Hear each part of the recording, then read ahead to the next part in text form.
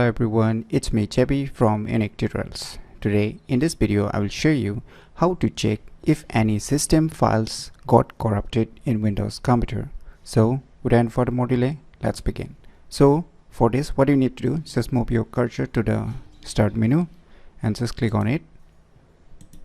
And under the start menu you need to search for one application named as command from.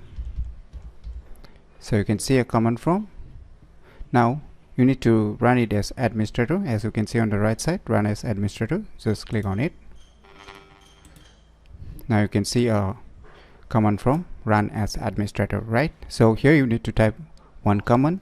Just type sfc space / now type scan now.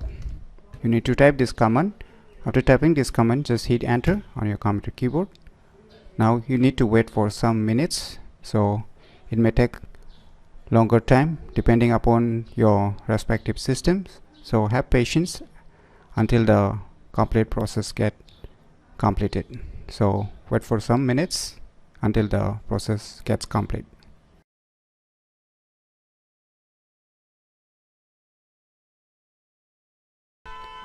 So finally you can see the process has been complete, and now you can see one message written as Windows Resource Protection did not find any integration violation. So in my computer system, that is in my Windows computer, we don't have any corrupted system files, so it's showing did not find any integrity violation. So if you find other than this message, that means that there is some corruptions in the system files. So using this method, you can easily check if any system files got corrupted in your respective Windows computer. So if you never known about these cool tricks, then definitely you should try it out.